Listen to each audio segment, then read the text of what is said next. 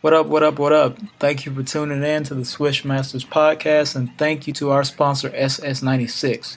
Visit ss96.net and use the promo code Swish Masters for 15% off. Yeah, that's right, you heard me right. 15% off on all store items. Hats, hoodies, t-shirts, whatever you need, SS96 has it. Also, don't forget to go and check out that music from Straight Stoner, produced by yours truly. You know what it is, Gut Gang, mobbing, sleepwalking. We out here. Thank you.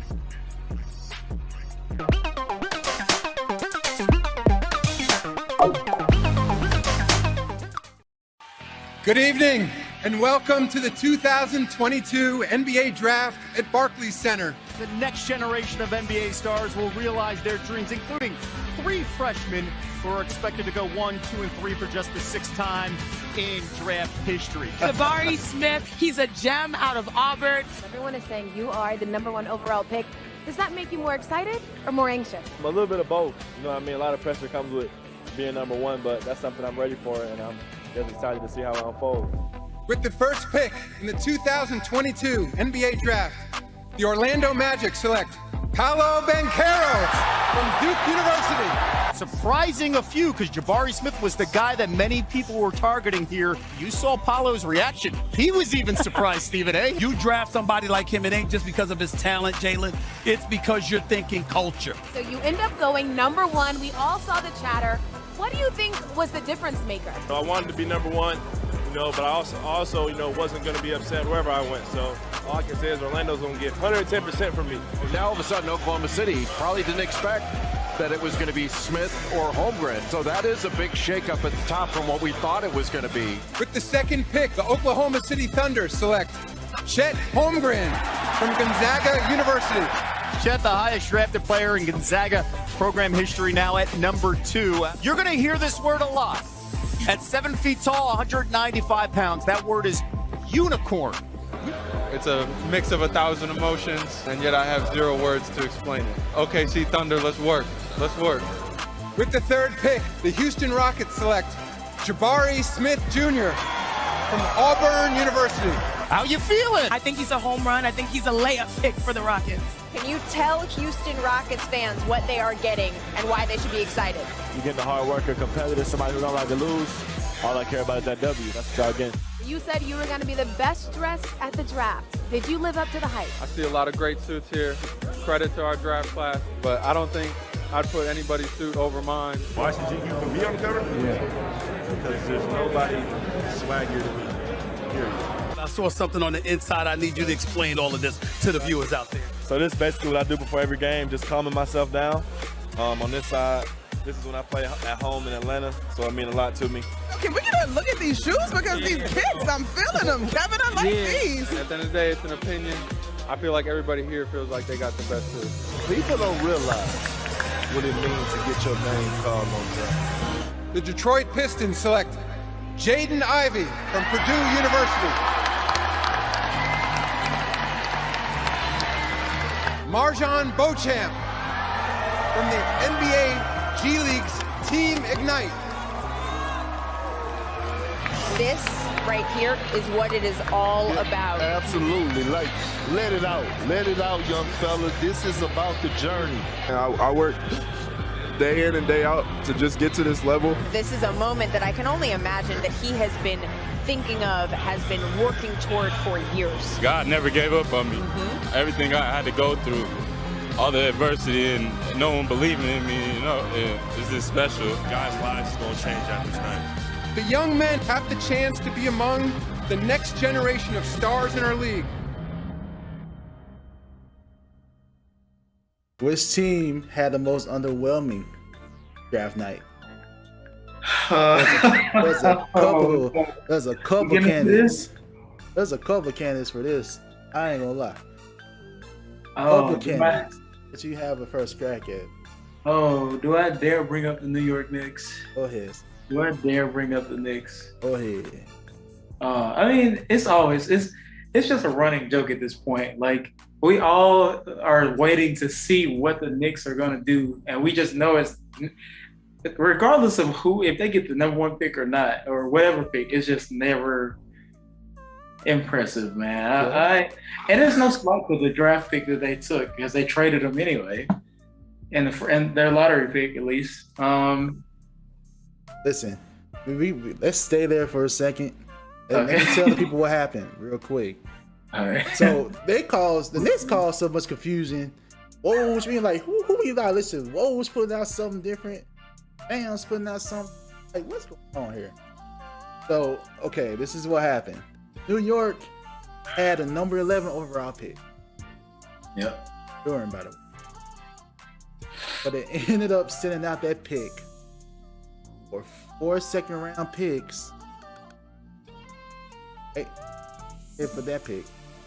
Then they traded Kemba Walker for 3 future first-round picks from OKC.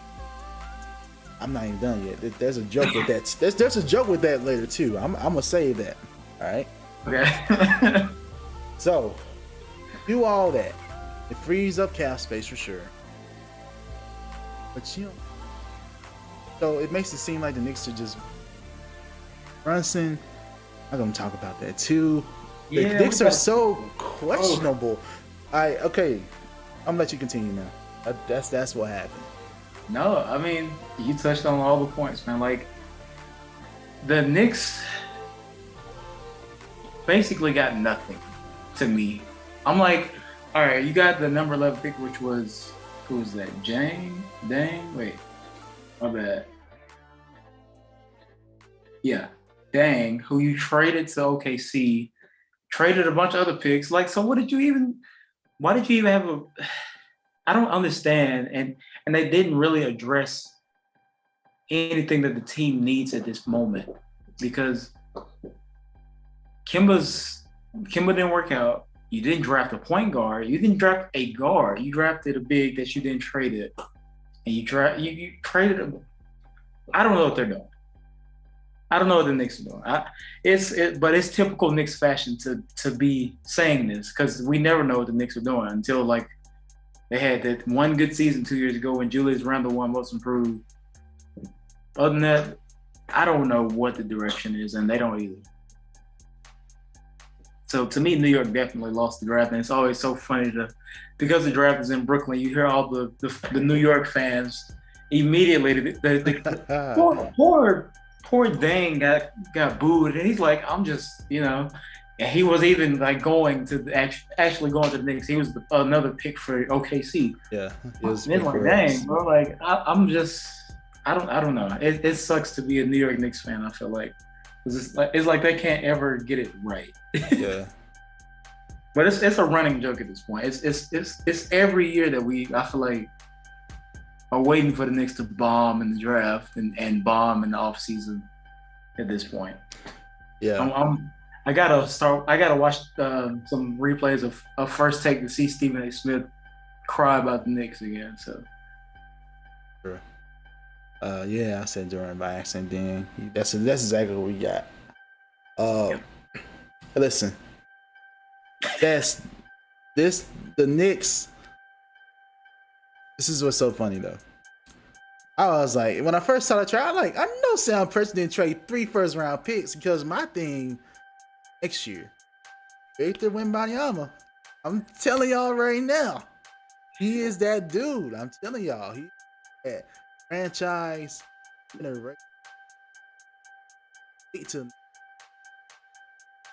These are good picks. I was like, Washington, they're definitely gonna be. No offense. Detroit, definitely. No offense. and we traded Milwaukee, but that's in 20. I'm main concern was those 23 picks were in Washington. Probably used to get Victor. So I was like, no way, Sam Presti just did that for number 11.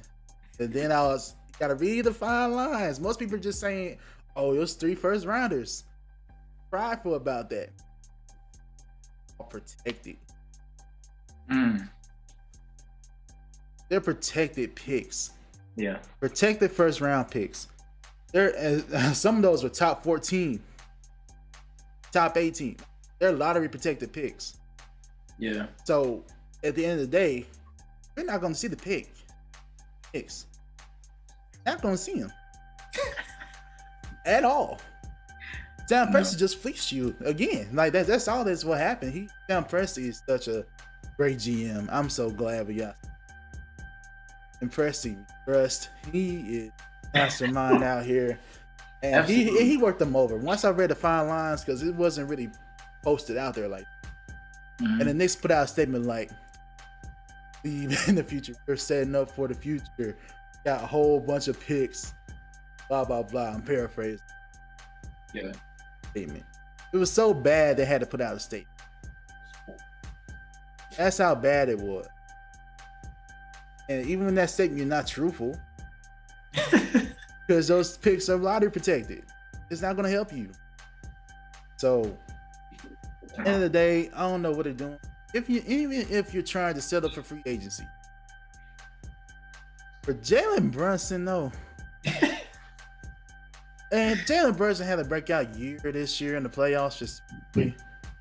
But you do these moves for players like Kevin Durant, who y'all had a chance to get, maybe, or Kyrie a couple years ago. I mean, those are the type of players you do this for. Brunson is not even an all-star player yet. Right. I don't know if he can be because it's so deep. I don't know if he can. But you want to mortgage your future and not get any prospect in this draft that could really have immediate impact on your for all your chips on the table for Jim. If that's their move, and it just seems. As soon as I saw Jalen Brunson trend, I had heard about I think his dad is a part of their staff in New York. Yeah, he's like an assistant something over there. I read that too. You're right. I heard that was part of the way New York is trying to lure Jalen Brunson there, and I'm like, okay, that's if y'all want to get him, cool, but I wouldn't. If these are the moves you're making to get Jalen Brunson, no disrespect to Jalen Brunson, because I like him. I like what he does. He's not gonna save New York. He's not gonna save the Knicks. At the end of the day, it just looks very backwards how they're operating. To not get anything from this draft, you basically you went to the draft and got nothing. It's like, it's like the Knicks were the player that went undrafted and they just got to get whatever they got at this point. That's what it looks like for New York. I don't get it. And again, y'all sent out the number 11 overall pick, 4 second-round picks, and Kemba Walker for 3 first-round picks that are protected. Most likely not going to see. Well, Milwaukee, you might get that in 20. You might get that one. But all those assets for basically 1 pick you'll see. They better have a great free agency. That's all I'm going to say. Or maybe they better to leverage something. I don't know. They better rule free agency this offseason. Otherwise, the Knicks are just. It sucks because the front office is like actually diverse. It sucks. It really sucks, man. I'm gonna let you in on a secret, Q. I don't see them doing well in free agency. Right now, I don't see them doing well. Sorry. Shout out to my guy Pete Deal, man. I know he's a Knicks fan. It's some more Knicks suffering to come for the New York fans, man. So it doesn't look good. But hey, I'm optimistically hoping to see something good for them. Just because, man, it's I don't know. They're losing their lore as one of the most famous historic franchises in the league, man. It's getting outrageous. That's so sad. Yeah, it's sad. I think the Knicks really pulled out the most what is going on type moves out there. Like, what are y'all doing? It makes no sense. It makes no sense. And the other team that could get that could get this category here, Sacramento. Y'all had 4 overall pick. They drafted someone, I ain't gonna lie, I didn't hear much about him. Keegan Murray. Yep. I heard his name. I haven't heard much. A little bit, not much though. Not to be top 4. Yeah. I think I was watching. I think they said he would be a good fit for them based on what the analyst said. But yeah, I don't know much about him. I can't say. Honestly, man, it's been hard to keep up with a lot of these younger college athletes, man. But that's true. But still, you still. I don't know much about them. Watching through mock drafts and all these things. Yeah, all right. Keegan Murray is probably a better fit. Okay. But considering how, if you want Murray all along, you could have drafted that pick. Could have traded that pick. Got more. Because I'm pretty sure would have failed. Pretty sure he would have failed. Yeah. But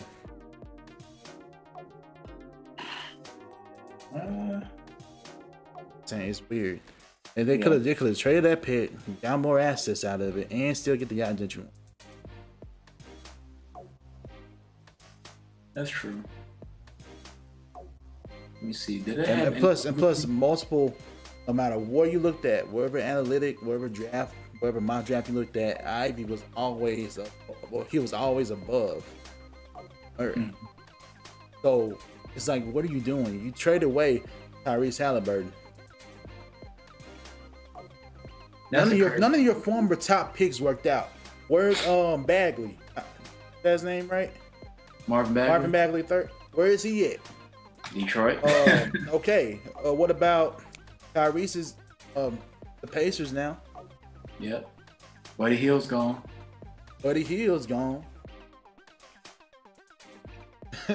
Tyreek Evans did not stay. So that's a name I hadn't heard in a long time. I know, but still, he was like a former number 1 overall pick. The thing is, y'all always miss in the draft.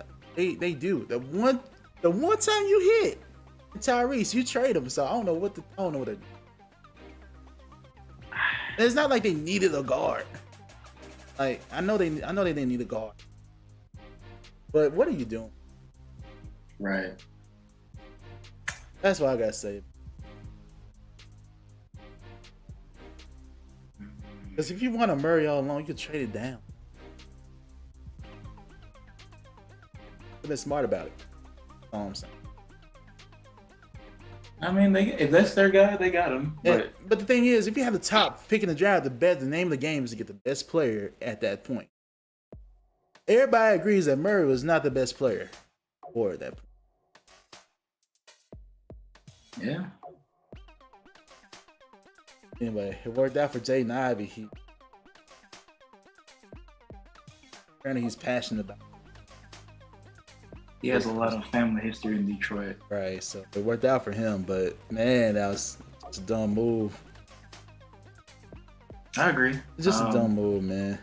It's even worse. I forgot about this fact. It's even worse. Look back in 2018. It took Marvin Bagley over Luka. Yeah. Oh man.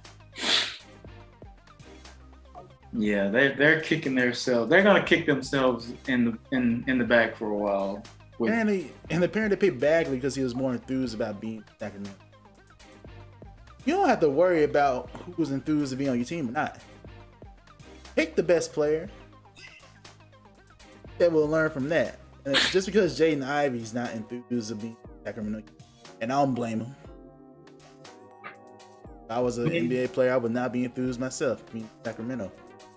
It's been how many years since they made the playoffs? I don't know. Yeah, are we talking about? Hasn't been back since like baby days and whatever? It hasn't been that long. It's been at least 15, 16 years at this point. If not longer, but terrible. And I do want to see Sacramento back in the playoffs at some point before, I'm 40 years old. Because at this point, I don't see it happening unless they magically trade for, I don't know who, the best player in the game, but I don't know. Yeah, they definitely missed the ball. Jaden Ivey is after the top three, he was the next guy. Yeah, sure. Definitely, everybody can agree to that. Yeah. So, and there's no slight to Murray at all. No slight to him. But the thing is, just be smarter about that. Organizationally, yeah. Like, why wouldn't you take the best player available if you have a top pick? It doesn't really make a lot of sense, but none whatsoever. We'll see. Maybe they know something we don't. I doubt it.